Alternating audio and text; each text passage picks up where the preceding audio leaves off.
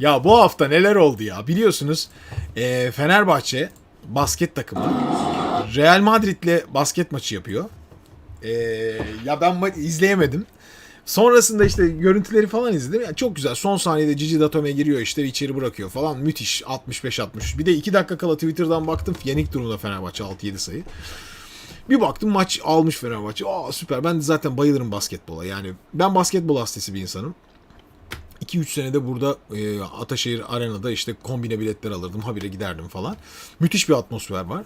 Şimdi o atmosferi o kadar iyi bildiğim için şu anki Fenerbahçe'nin de anonslarını yapan ismini bilmiyorum. Burada yazan acaba yazan var mı bakayım.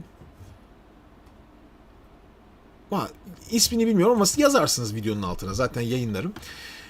İnanılmaz bir çıldırış yapıyor. Instagram videolarına baktım. Ya keşke bulsak aslında da 2 saniye oradan bakaydım. Neyse. Instagram videolarına baktım. Gitar çalıp şarkı söylüyor. Bir izleyin bakalım. Yani o gazla gittiği noktaya bakın şimdi. Atak gerçekleşiyor muhtemelen. Bak şimdi bir şey olacak. Yan Veseli bir smaç falan koyuyor galiba burada. İzleyin.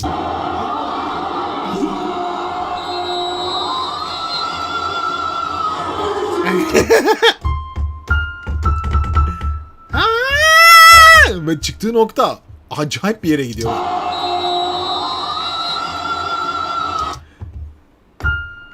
Mi fa arası. 5. oktav. Ya böyle bir yere gidiyor ses. Ama müthiş. Tabii bunu şimdi normalde böyle bir sesin ya 2 oktav bir anda yukarı çıkıyor burada. Ama müthiş bir kullanma. Müthiş bir anonsçudan herhalde hiç yani anons yapan birinden böyle bir şey böyle bir anons duydunuz mu? Ya bir kere brutal dalıyor. Aslında teknik olarak çok yanlış bu. Ama o gazla yapıyor. Ya! Sesi buraya toplayalım.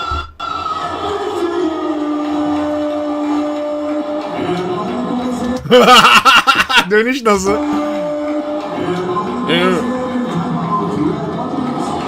Fenomenin olmasıyla bir time out Real Madrid ve müthiş de geri dönüyor. Müthiş.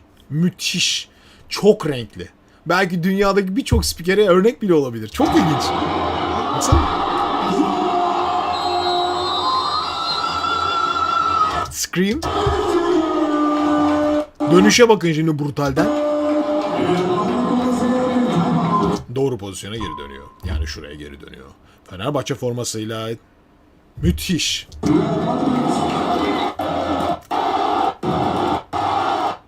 İleride de gazları var.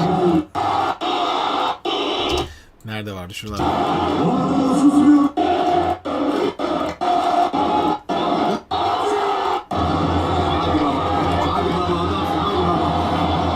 Şurada var.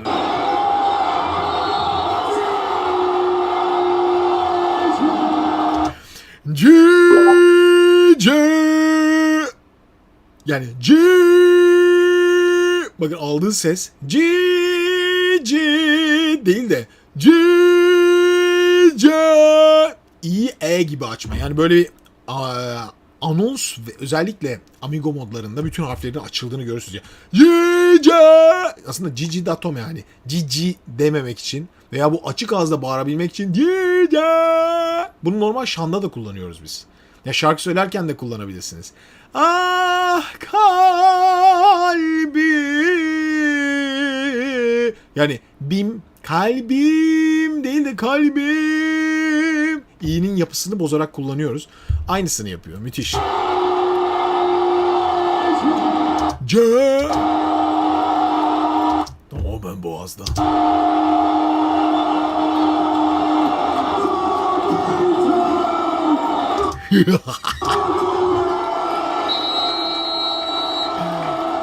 Hocam Efendim Özgüncüm. bölüyorum ama Evet. anonsumuzun ismi Ha? Mertcan'ıymış ve kendisi aynı zamanda şarkıcıymış. Mertcan. Evet. Instagram'ında bakmıştım. Şarkı söylediğini görmüştüm. Mertcan Mertcan soyadı ne? Bilici. Mertcan Mertcan Bilici. İlici. Dur bakalım. İlici. Bir yazalım, internette bir şeyler çıkar. Hayda. İnternette var ya. Opera performansı Jekyll and Hyde. Ha şeye de çıkmış. Başka yerlere de çıkmış. New York söylemiş. Vay be. Ama pes... Biraz aslında böyle bariton gibi galiba. Yani bas gibi değil rengi.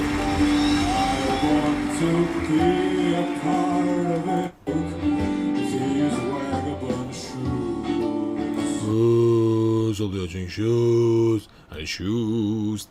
Keskin değil. Yani net bir bas karakteriyle söylemiyor gibi. Özellikle pesleştiriyor gibi yani.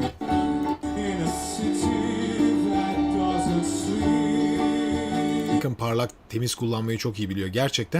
Gerçekten orijinal bir anonsçu. Like. Direkt. Yani bu kadar renkli bir anonsçuluk müthiş. Daha önce biz biliyorsunuz işte ne bileyim Ercan Taner gibi, İlker Yasin gibi tenor renklerin, özellikle İlker Yasin gibi tenor renklerin sunduğu şeyler gördük ama hiçbiri şarkı falan söylemiyordu yani. Bu bildiğin anonsu hani ya şeklinde. Finale bakalım.